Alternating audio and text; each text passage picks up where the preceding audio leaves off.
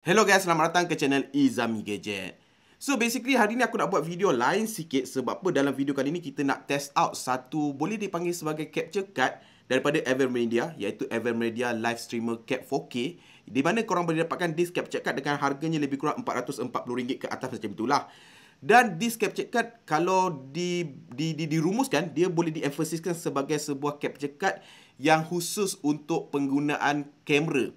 Contohnya macam DSLR ke, mirrorless ke, apa-apa kamera bagi mengimprovekan kualiti video streaming ke, video online meeting korang ke, apa-apalah yang berkenaan dengan kamera korang.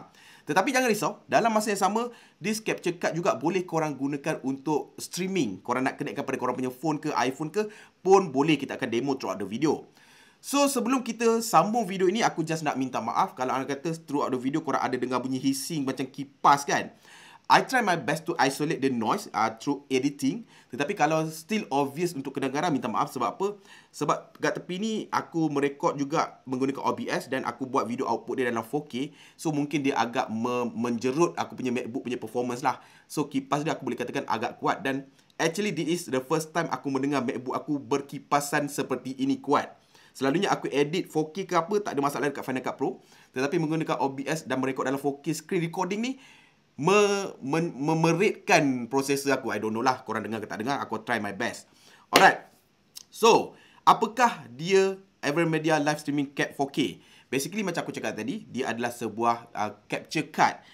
So, khususnya dekat sini kalau korang boleh nampak kan, dia adalah untuk emphasis untuk dia salah video capturing dan boleh sampai 4K 30fps. Dan kalau korang boleh nampak dekat sini, dia adalah all the info dia punya rupa dia macam ni. Aku takkan unboxing sebab apa? Basically aku dah pasang kat sini, aku akan tarik untuk tunjuk pada korang. Tapi all the spec wise dekat sini lah, bagi siapa yang concern pasal spec ni, korang boleh pause dan baca. So, kenapa kita perlukan sebuah capture card ini? Tak bolehkah kita pakai webcam komputer? Boleh, tak ada masalah kalau korang cukup berpuas hati dengan kualiti macam ada kat tepi ni. Tetapi kalau korang nak more, selalunya orang akan pakai external webcam, which is aku dah pernah buat video beberapa webcam 4K sebelum ni. Bagi aku dia punya kualiti dia masih lagi underwhelming lagi. Dia tak sampai level-level kamera yang ada kat depan ni. Yet still, boleh tak kita nak pakai kamera mirrorless ni tanpa capture card ni? Pun boleh dengan menggunakan USB dan dia orang punya dedicated software imaging lah. Contohnya macam Sony ni, dia ada Sony Imaging Edge punya software. Boleh. Cumanya kebanyakan masa dia hanya boleh menyalurkan input kamera ini kepada korang punya streaming punya software dalam hanya 1080p ataupun 720p sahaja. Dan kualiti dia sometimes dah cukup bagus, tapi bagi siapa yang kaki-kaki 4K, nak juga 4K, output video korang streaming dalam 4K, nak juga 4K, dekat sinilah perlunya disk capture card. Alright. So, itu secara rumusannya kenapa korang memerlukan sebuah capture card macam Evermedia Live Streamer Cap 4K ni. Alright, itu secara ringkasannya. Alright, macam manakah rupanya? Dekat dalam kotak bila korang unbox korang akan dapat dia punya kabel, korang akan dapat dia punya manual dan juga dia punya capture card itself. So, capture card itself, ini adalah capture card ni. Aku boleh tunjuk pada korang. So, ini tapak tangan aku. Tak begitu kecil, tak begitu besar. So, dekat one of the side adalah input ataupun inputnya adalah HDMI, full size HDMI. Dekat another side adalah dia punya USB Type-C. So, korang kena connectkan USB Type-C ni kepada korang punya komputer korang. Dan this HDMI kepada korang punya kamera kat depan lah. So, kalau anda kata kamera macam kamera aku ni, Sony FX3 ni, dia mempunyai full size HDMI punya output. So, tak ada masalah. Direct connect HDMI to HDMI. Tapi kalau korang punya kamera adalah micro ke mini HDMI ke, korang kena dapatkan kabel yang sepatutnya. To put in comparison, ini adalah capture card RM40 yang aku pernah pakai sebelum ni. A decent one, tetapi hanya boleh merekod sampai 1080p saja. Kalau korang boleh nampak, sizing ni macam inilah. Kecil tapi ini memang powerful enough. So, enough talk about that. We do some comparison dekat tepi ni. Alright, so macam korang boleh nampak, ini adalah hasilnya. Ini adalah direct from the cam, 4K 60fps, Sony FX3. So, ini adalah daripada aku punya MacBook Pro M1 Pro, FaceTime ID dalam 1080p punya resolution. So, kalau kita try tengok dekat sini, direct, ini adalah aku dah tukarkan kepada kamera aku depan ni, Sony FX3, tetapi menggunakan connection USB Type-C kepada USB Type-C kepada aku punya OBS. Dan dia hanya boleh merekod dalam maximum 1080p sahaja. So, this is the quality yang korang boleh expectkan daripada Sony FX3 direct USB-C to USB-C dekat software UBS ni, OBS ni, menggunakan dorang punya Sony Imaging Edge punya software. Bagi aku a decent one. Kalau korang, macam korang boleh nampak kan, decent quality. Cumanya bagi siapa yang pixel peeping sikit, korang akan notice dia kurang sikit lah. Dan I'm noticing that ada some delay sikit dekat situ. So ini adalah untuk direct menggunakan Sony punya kabel directly. Alright, now kita akan switch kepada Evermedia. Alright, ini adalah Evermedia dan macam korang boleh nampak, ini aku tak ada nak buat technicality sangat, just nak showing up the quality. Tapi macam ni I'm not sure, mungkin aku kena godek dekat kamera ke, how to disable all the information dekat kamera punya viewfinder untuk tunjuk dekat sini lah. Macam ni korang akan nampak the whole kamera aku punya sistem, termasuklah eye tracking, face tracking. Tetapi kalau korang focusing on the quality itself, dia nampak perbezaan dekat situ, especially dari segi colour. Color dekat belakang nampak lebih light sikit kalau kita boleh tengok.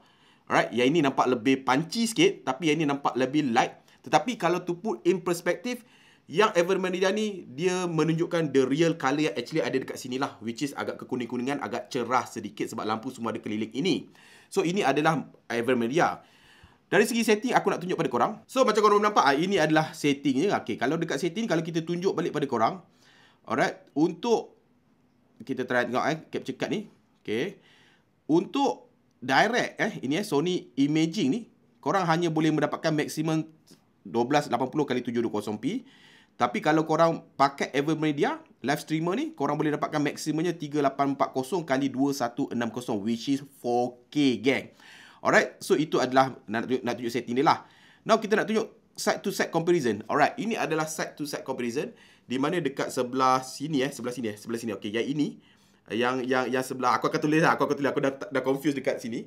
Tapi dekat sini korang akan nampak perbezaan pixel tu lah. Mungkin kita boleh buat pergerakan laju sikit. Cumanya I'm not sure, sebab sebelum aku buat recording ni, aku ada buat few testing di mana menggunakan OBS dalam 4K ni mungkin dia agak struggle untuk komputer aku. Bila aku buat side to side comparison ni, mungkin korang akan nampak ada delay sikit comparing to yang kita buat tunjuk satu-satu tadi. So, I believe the delay is because of the komputer aku punya limitation, bukan because of the capture card ataupun kamera lah.